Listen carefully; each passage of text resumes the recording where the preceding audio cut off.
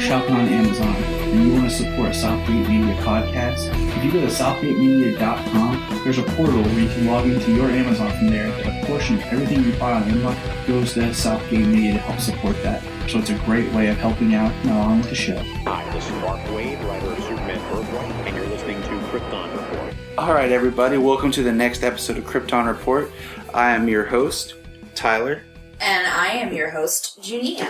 And we're got a lot to discuss today. We're actually going to bypass this episode. We kind of rushed this one to get it out sooner before the last of our reviews because there's so much going on right now. Yeah. So what we're going to kickstart with is this past week at your local comic shop, the Adventures of Supergirl comic dropped. It is written by Sterling Gates, who is a well-known Supergirl writer. And I'm not usually one who likes to read like a lot of tie-in comics, but because of the writing staff behind it, I was very interested in it, and I wanted it to come out in book form before. I didn't want to get the digital. I don't like to do the digital, like the chapters. So I picked this up, and it was a very good read. Ju, have you seen this? I have not yet. I haven't had the chance to take a look at it. First off, I love the cover. The cover is great, and it's just kind of funny because it says based off the CBS series, which we'll get to that later. That is pretty funny. Of course, I love the artwork in the front. It's really awesome. So, looking at it, kind of skimming through it here, because that's what I'm doing. I'm not sure if I like the way that she's drawn completely. It's interesting. It's interesting because I think it's one of those with likeness rights where they want it to look like her on the show, but you can't actually draw her. Okay. Because then basically they have to pay for her image and stuff like that. So it's the same thing, like it's the cover shot. If you think about it, just that they use the cover posters and stuff. Yeah. Like as a promotion. If you go back and you look at volume 1 of Smallville, season 11, like the cover art looks just like Tom Welling. And then inside it looks somewhat like him. And then as it goes on, it gets a little bit more away from looking like the actors. Like I don't mind the artist's style. Actually, it's cool. good art. Like I enjoyed the book. Like it has the same fun and bounce that the show has. Like I've read one issue. I think it was Flash Zero, maybe, that Mike let me borrow. Yeah. That was a tie-in to the show, and I just it wasn't bad. I'm not much for the comics that tie into the shows, but for Supergirl, I was like, I'm gonna give this a shot because it was being written by Sterling Gates. They make her almost look a little younger. I think that's my big thing. More the way she looks in this. Girl. Yeah. But that is definitely something that just popped out. You can check out your local shop. Very neat, though. It's part of As We're Building Towards Rebirth, which launches next week, and there'll actually be a Supergirl title back, a monthly. I think it's monthly. I don't think it's a bi-monthly book. It'll be back on comic stands. So, I kind of had hoped they would have got this out sooner to kind of help, fill that void of not having the character even really present in the comic medium. Yeah. And then very cool. Our second piece of news is this Saturday on Cartoon Network, or was it Boomerang? Or both. They finally launched the DC Hero Girls. It's officially now out. Is it? Yeah, because I guess when we watched it was like a preview or something. It was weird. It was a very cute show, by the way, watching the first episode. I thought it was adorable. Yeah. It was a very good way of, bringing the DC superheroes, Supergirls, for lack of a better term, to kids of today. It's pretty cool. Yeah, I thought it was interesting. Like I said, it was interesting that even though it's more geared towards girls, I thought it was a very enjoyable cartoon. Mm-hmm. So I'm wishing it the best of success. And if we see it, catch it, we can discuss it here. Yeah, definitely. But then One of the other things of this show, when we filmed Krypton Report, and we named it Krypton Report, was because at the time of this show, they had mentioned they were going to make Krypton the TV series and Supergirl. So we were going to be like, we want to do a show that was for both. Well, it's official. Sci-Fi did order a pilot for Krypton. It is being made. Yeah. And I guess that's going to series because everyone had their upfronts this week. And there was a teaser made for Krypton. And I pulled it up here. We're going to have Jania read basically what it says in the teaser. No cast, nothing's been announced. But this is what they gave us. So, Ju, would you do the honors? Yeah, definitely. Set in space, the House of El crest Superman symbol can be seen. While the camera continues onward through the space, a voiceover begins asking what remains when a civilization dies, pondering if their art and culture are remembered after it's all gone. The voice continues, pieces of kryptonite fly by. The flight continues with the voice saying, "This is not the story of how our world died. This is the story of how we lived." After the dramatic setup, images of Man of Steel can be seen, along with the new footage of a man and a woman, both Kryptonian, in the midst of a battle, concluding with a message that says Krypton is coming in 2017. The David S. Goyer and Ian Goldberg, or Ian, either way, written series will focus on Superman's grandfather as he attempts to rebuild the once noble House of El. See, that's what I was interested in, was wondering what characters they were going to focus in on. And, okay, so in some comic book canon, this gets confusing because Jor-El's father was also named Jor-El. Okay. But there has been other additions and changes, and we've been given other past Kryptonians. So, like I had theorized before, like I wanted to know if the show would be about Jor-El and Zor-El and Zod and really build that foundation. Mm-hmm. But it looks like we're going to go back another generation. Okay. Now, Jania, are you familiar with the Man of Steel prequel comic that came out? No, I am not. Now, let me see if I can pull this up here. Because, do you remember in Man of Steel when Clark gets on the ship and he's looking around and he sees all the dead Kryptonians, like still in their caskets, and there's one that's open? Yeah, I remember that. Okay, so I guess David Goyer wrote that specifically for that, and originally they had cut it, and then he had freaked and said they wanted it in there because it was going to play larger. Well, I found a website, and I'll post it on our Facebook, where you can look at a PDF version of the prequel comic that was written by Jeff Johns, Zack Snyder, David S. Goyer, and they wrote the story, and the script was by Sterling Gates, but it is a prequel to Man of Steel, and it focuses on Kara. Cool. And in this, Kara is actually a lot older, and it was her casket that was open. So it's a whole story about her. That's cool. And her adventure.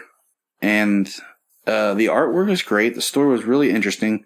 It's been a while since I've read it. So I kind of wondered when they said they were going to talk about, good old Grandpappy L. Pappy L. if maybe they're going to touch on that thread to kind of tie it in a little bit more. Mm-hmm. So, it's just one of those very interesting stories. Like, okay, it'll look neat, like the story of Krypton. Okay, awesome. But, the biggest thing about the Kryptonians is not only their tech, but also just their powers on Earth. So are we going to get some sort of Kryptonian that comes to Earth, or, what can we get that's going to make it more interesting than just being some sort of space show? Yeah. I'm pretty interested in what they're going to want to do with it. It could be very cool to see stuff about, Superman's grandfather. It could be very boring, too. I'm really hoping that that's not the case with this. And that's the thing, is because this series will tie directly into Man of Steel. See, I think the reason why Gotham as a prequel story works pretty well as a TV show is because Bruce Wayne is still a part of it. There are characters that we all know and care about that are a part of the TV show. My concern with Krypton and it focusing on the grandfather. That's right. It's our dog, Elle. Yes. Her real name is Ellie, but I call her Elle. And if you're listening to this show, you know why.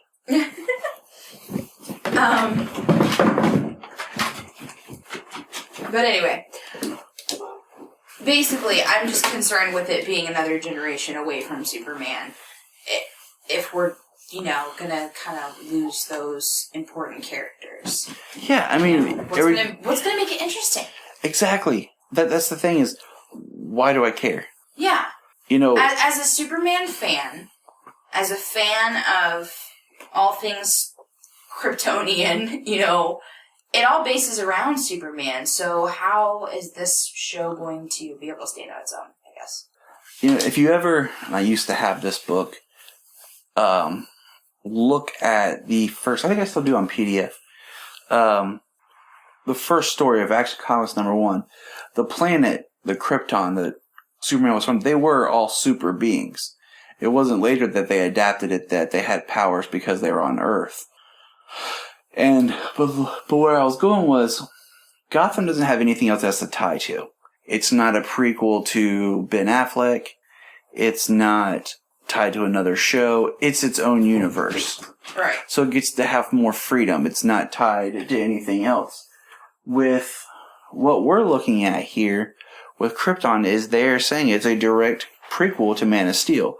So it is tied to the DC Films universe. Which is cool. So it's going to play by those rules, those style, and everything like that. But once again, do we care? I mean, what are we going to get that actually makes us feel like we're in Superman's land? What's going to make it special? What's going to make it stand out? Are we going to touch on Brainiac? I mean, what can we do that doesn't feel like we're overstepping our bounds before we even get to a Superman story? And, I mean, we obviously know that Kryptonians in the Man of Steel universe were not, gifted on Krypton. They were normal on Krypton.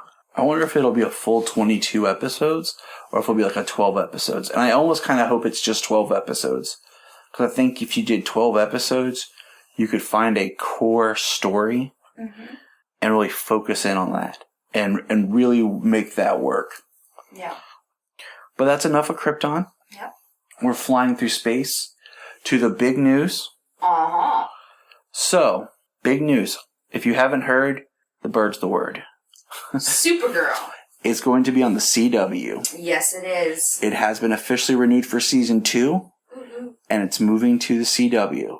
Now, what we've learned so far was upfronts were this week for the CW, and they moved stuff around. Like right now, iZombie's returning, but they haven't said when.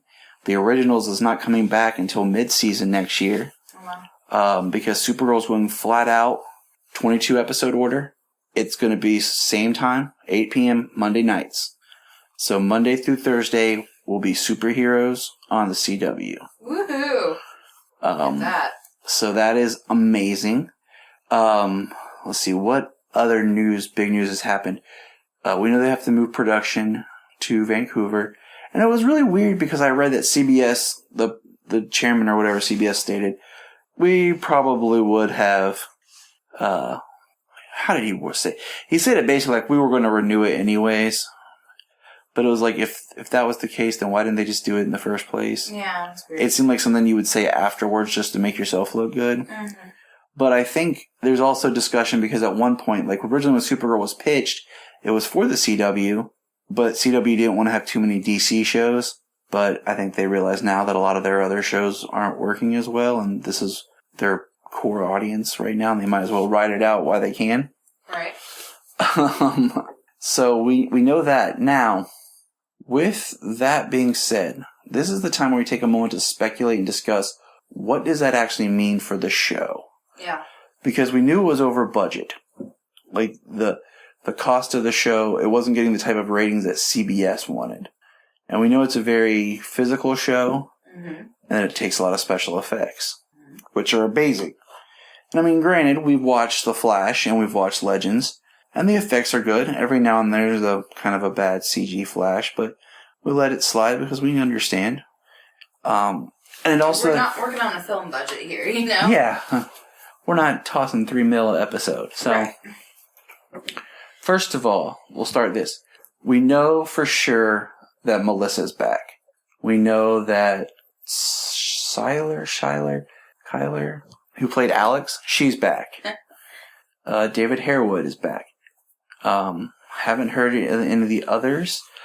Right now they're talking and negotiating that Callista Flockhart may be a reoccurring character, not a main cast member. Oh, that's sad.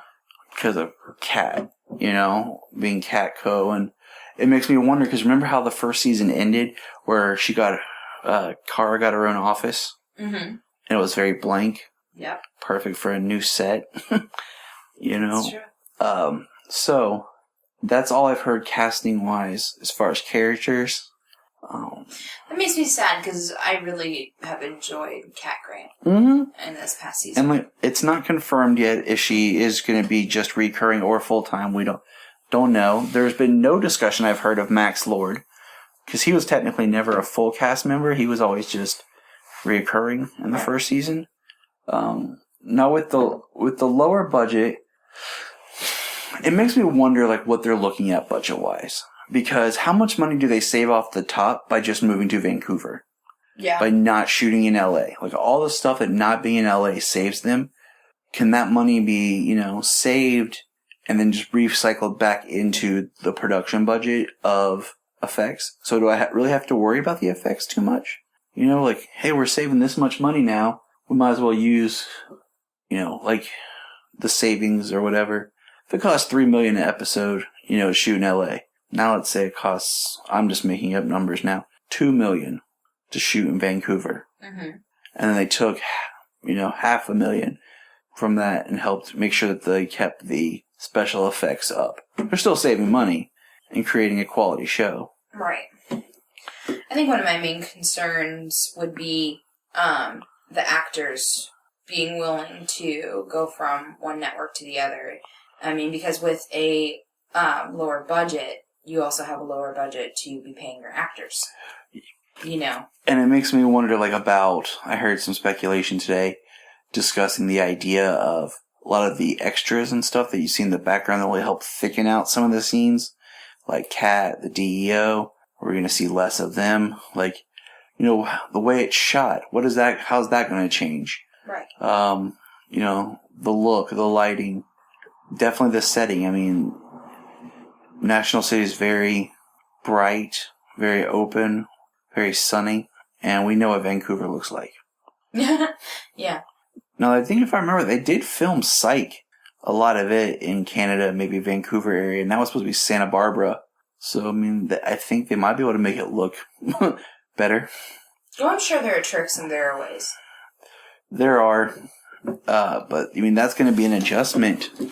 Just the location, the cast, the quality. Are they going to be able to continue the story threads that they left off on with that mysterious shuttle? What is that supposed to be? I mean, that could have been part of the cell, though. Could have been. Is it going to be something that's going to bring about a crisis? Now, before we get into that, I'm glad it's going to the CW, and I say that because I don't think a lot of what I love about the show will be lost. Yeah. It's still the same producers and the team behind it. CW and CBS the CW is owned by CBS, so it works together. It's definitely a show, this show is going to do awesome because it's going to be on the network it should have been.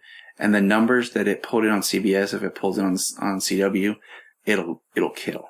Yeah. But the big thing for me is, I just went blank. Dang it. But we were talking about the crisis event, okay?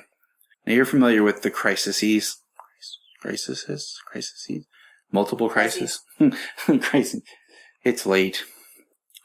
In DC, if there's ever a crisis event, it involves the multiverse. And what I'm wondering is if when Supergirl comes back, it'll pick up where it left off. But then they've been talking about doing a mega crossover event. Okay? Okay. And I guess the this is just me speculating now. The villain for Legends is supposed to make fighting Vandal Savage look like a walk in the park. I'm trying to figure out who or what it could be. And what I want to know is maybe when they do the crossover, it's a crisis. And that's because that's the big problem is Supergirl exists on another Earth. Right. The other 3 shows are on the same Earth. Right. But Supergirl's on another Earth. So you could pop her over or Barry back for an episode or 2. But we want to see that world interact together. I mean, don't you want to see Cisco hanging out with Wynn? Bro, oh my gosh, yeah. Like, sitting there like, bro. Like, let's hang out. Like, and then Ray pops in and they're like, hey! Cisco has a thing for Kara as soon as he sees her. Like, he does that big And then you just see Wynn and Jimmy, like, get in line. And he's like, noted. And then Ray comes back and they're hanging out and he's like, hey, didn't you try to date Kendra? Yeah, me too. But aw, these poor guys. Seriously. That's why Zatanna needs to show up. Zatanna needs to show up. Yeah, just give them another girl to fight over. But what I'm thinking is that maybe that could be the big crossover. So that Supergirl starts in its own universe, but then when they have the mega crossover event, it pulls it into the currently established, the currently established universe, because that's what we want to see. Is we want to see her interact with these other characters. Now, remember when Barry was on her Earth and she said, "I'm an alien," and he responded like, "Whoa, that's cool." That kind of means they hadn't talked about aliens on the other Earth. But then on Legends, they brought up Thanagar, the alien race of Thanagar. Mm-hmm. So that's introducing that they're on that Earth world universe, there's aliens coming. So who else would you want on your team to fight aliens? The Suns. Or 2, because you also have Martian Manhunter. Mm-hmm. So, pros and cons. I mean, there's a lot of pros in my book. Like, I absolutely love Supergirl going into CW because I think that there's going to be a lot more of an ability to be able to do some crossovers. And I would just love to see Kara and Barry be best friends. Yes. Because they can be. Yes. Totally. I want to see Irish get jealous of Kara. I want to see everyone get jealous of Kara just because Barry and her are pals. But, I don't really see any cons other than maybe just the budget and just some creative things with, utilizing a smaller budget. Yeah. I would really love for the actors to just, be able to come over. That's my thing. I want the transition for them to be able to happen. But, that's the big news right now. And we'll be returning to your regular scheduled podcasting programming. But shoot us a message and let us know what you think. And remember, look up in the sky.